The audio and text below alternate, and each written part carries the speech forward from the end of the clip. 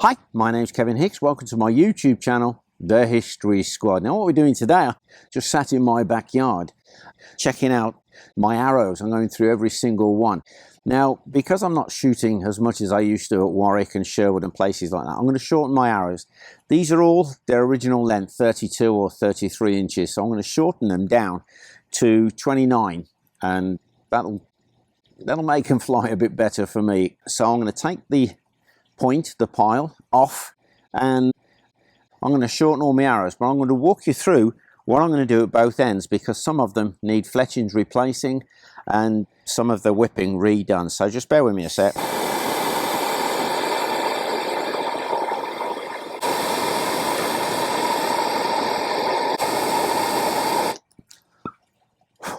And that's what I do. Just get the glue heated up so that the pile points off, and then we'll take it in the workshop.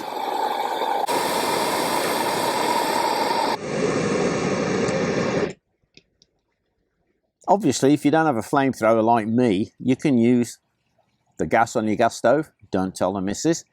Or you can use a candle. It just takes longer. This, for me, it's convenient. So I'll see you inside in a while. So one of the problems I've had for years is people saying, you don't do a full draw on your longbow. Well, I'll let you into a secret. I keep my arrows at full length. This one here I'm about to chop down is almost 34 inches. The reason I used to keep my arrows at full length was the amount of arrows I shot at Warwick Castle and Sherwood and all the other castles, Chepstow and that. If a point broke off, I could quickly taper it, put on another point.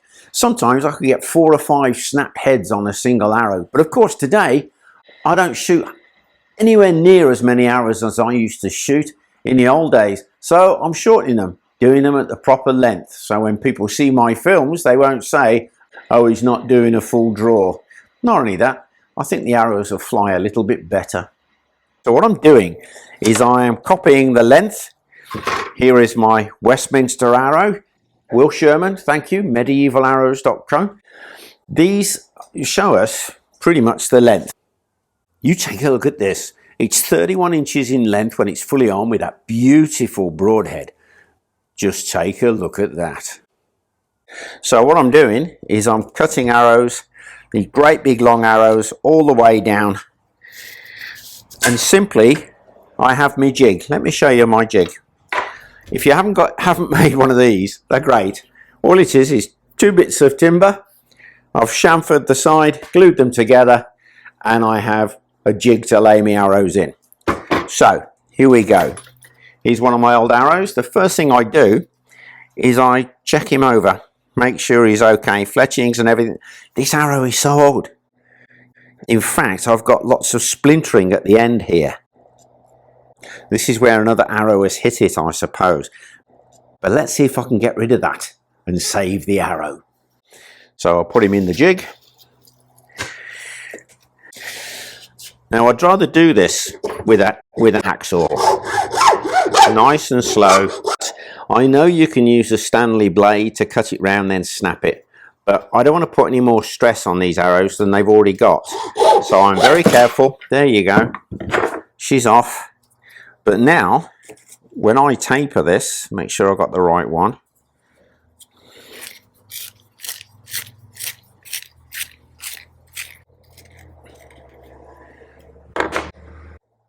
Yeah, I'm quite happy with that. We've taken away most of the damage.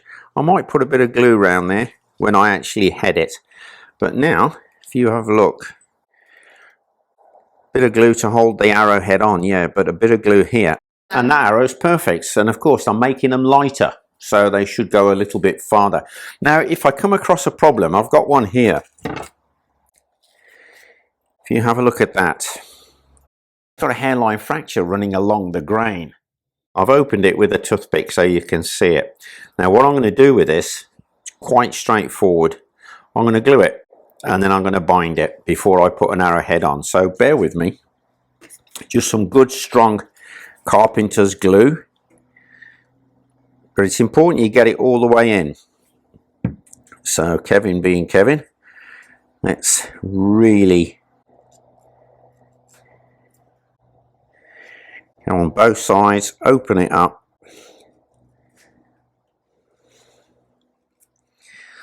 Now that is full of glue.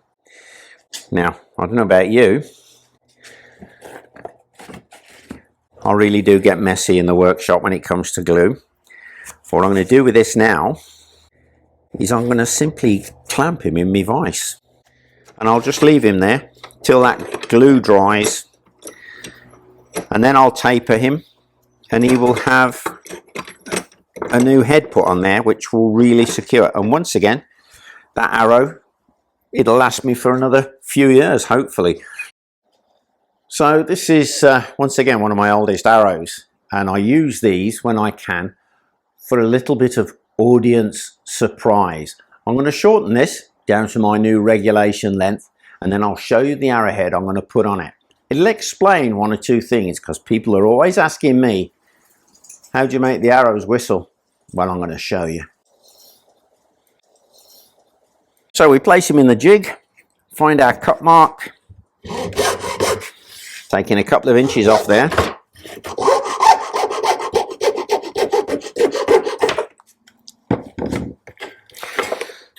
Now for this, we don't use the taper tool.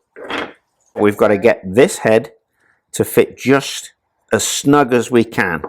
So a little bit of sandpaper round.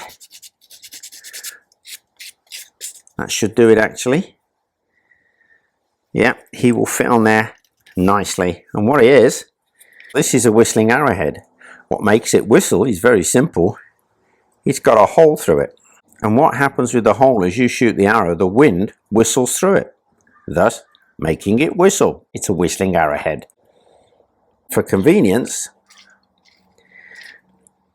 when the hollow arrowhead, the whistler, gets filled with dirt, you simply unscrew him and clear him out, and then put him back on.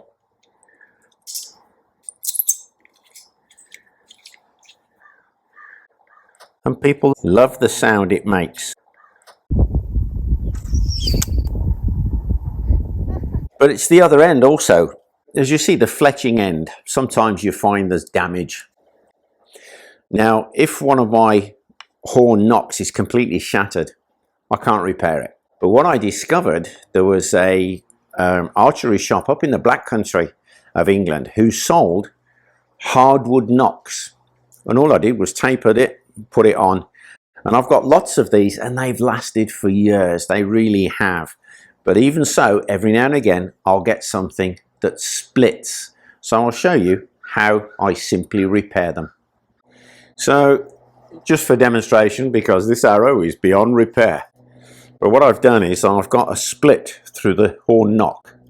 And, you know, the horn nock is complete. It's just a bit of a fracture, really. So all I would do is same as the pointy end. So I'll get some good carpenter's glue, put it on both sides, make a mess as I always do, and drag it through. Make sure there's plenty of glue going into that crack. I know it's messy, but it's important, isn't it? Now, I think we're nicely done there. Now I've got to clean this, otherwise I'll have a nock full. Right, checking I've got glue down there. Good, I've cleaned it off. There's just a little bit there, which I'll sand down. Now, there's one or two things you can do. You can clamp him now. I've got one of these nice little clamps, and I can, wait, there you go. You can tell you've got glue all the way down. So I can leave that now and leave him to dry. But as an extra thing, what I can do is I can whip the end of the arrow. I'll just do a very quick demonstration on that, because it doesn't take very much. So you imagine I've just repaired this and I want a little bit of extra support. So find myself a bit of thread.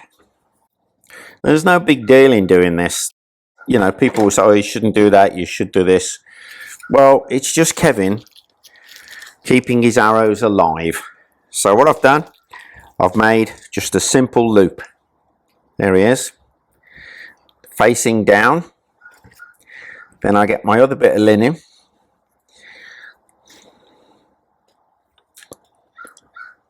Just put him through, hold him with my thumb, and we will just whip the end of the arrow just a little bit. As I say, this is what I do to preserve or prolong the life of my arrows. It's very fiddly, this, but you can do that all the way up. Now, this is when you have to be a bit crafty. I've gone so far. We'll pull the bottom one through. So that's all nice and tight there. I'm going to snip him off. But of course, I'm going to carry on all the way up. So what I need to do is put the loop the other way around. So the loop now is up the arrow. As you can see, this is very fiddly. So let's carry on then. Got the loop there, that's nice. Easier this way around.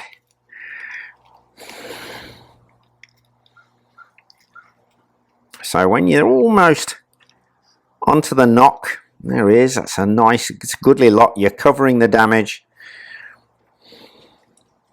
You put the finished end through the loop, pull him through, fetch him all down. Now that's just the support. That's just to show you what you can do. You can move it a bit further up, but it's not finished. There's one of two things you need to do now. Is you've got to seal it. And Richard Head, many years ago from Richard Head Longbows, he says to me, seal it with clear nail varnish, which is brilliant, and it actually works. Or just a bit of clear glue, so you're gluing the whole thing in, so that when you draw the arrow, this is solid. You're not going to keep ripping it off.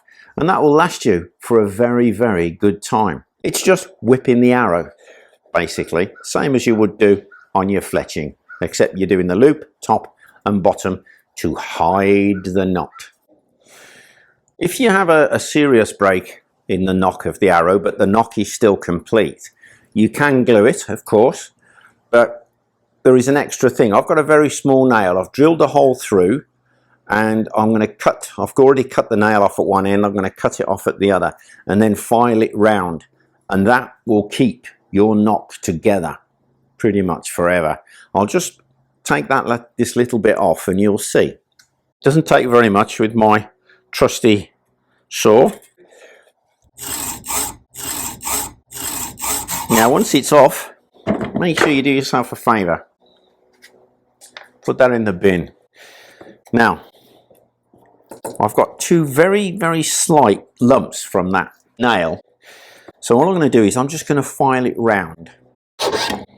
That's in there. Make sure it is really nice and smooth.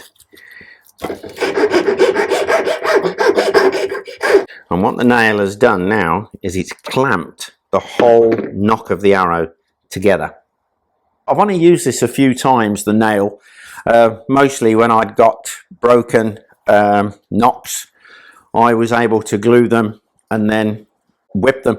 At Warwick, especially, because I was shooting so many arrows, if I broke a nock, I would actually search the grass for the broken bit and refit it, and they lasted me for a very long time.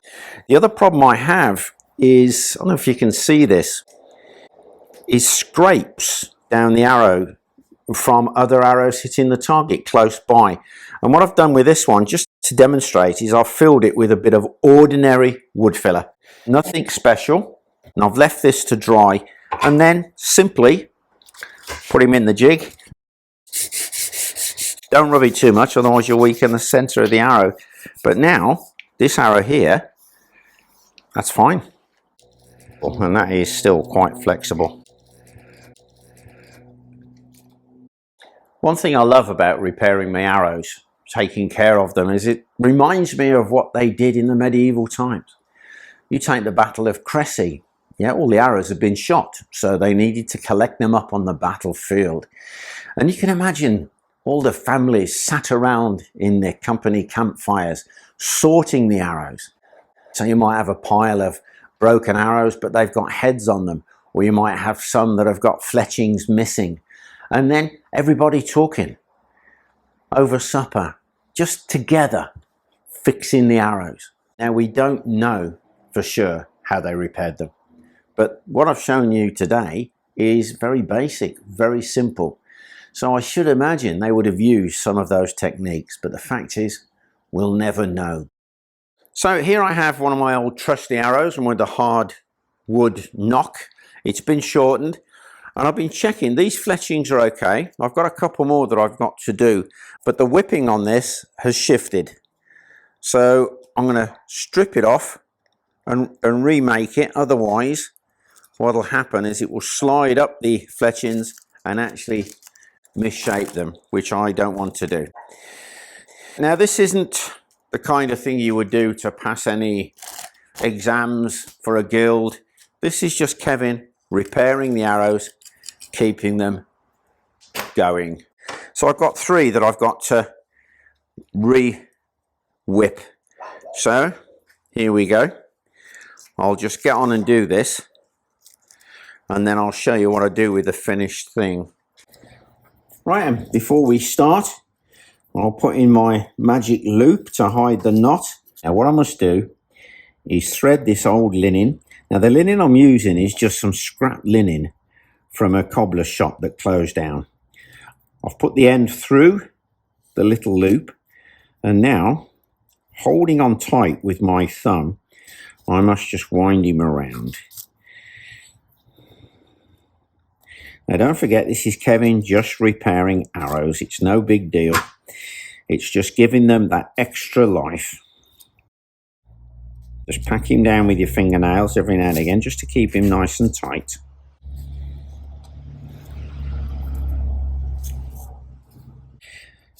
Now, I wouldn't win any exams if I was trying to join a guild with this. All I'm doing is making the arrow shootable. Now, the purpose of the loop is as I pull it through now I can't take my thumb off just yet, but you will see there, I've actually grabbed the beginning of the whipping, and I'm going to pull it through.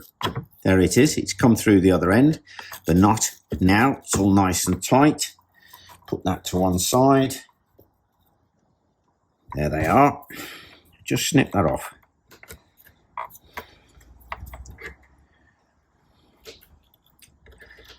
There you go.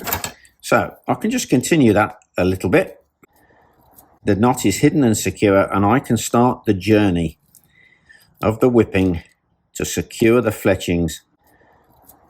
Up we go. Now, I don't worry if I'm not going in the same footprint as the previous whipping. I don't really mind, because you'll see what I'm going to do at the end to make this all nice and fine to shoot. I don't mark it, I just do it by eye. Right, I've got the last few loops to do. I'll just turn him round for that tiny last one. I don't know if I'll be able to hook him on. Yeah, we're in. Right, now, what I've got to do is do the magic loop, as I call it. So there's the knot, the loop, sorry. I'm just going to put him over there, because otherwise he gets in the way. And then we'll go round.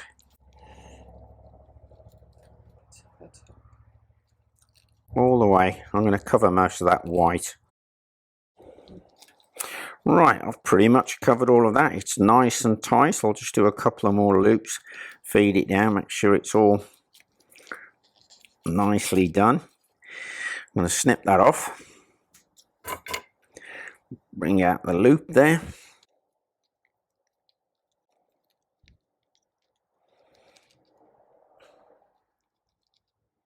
There he is. Then just put the end of the whipping thread through and draw down the loop. You see him going, and he will now pull the whipping thread all the way through. I'll cut him off nice and tight. So what I'll do later on is I'll actually glue the ends. I won't use my wife's nail varnish. Otherwise she wonders where it's all gone. I'm going to just use some clear glue. But now these are all roughed up. They don't look very good. So I'm going to steam them, and I'll show you. It's dead easy. I think I've covered this before, but it's something I actually enjoy doing. Now, I don't know how they did this in the medieval times. They didn't have an electric kettle, but there were steaming cauldrons on the campfires. So there they are, sat around the fire, steaming the arrows so they can reuse them. So this is dangerous. So do be careful, because you're opening the lid and you're going to turn him on. You're going to bring him back up to the boil. Now come and have a look at how these change shape. So what should happen, all the gaps should literally, as it gets warm enough, close up, if I can get enough steam going. Ah, there we go. So that's closing up quite nicely. Yeah, do the other end.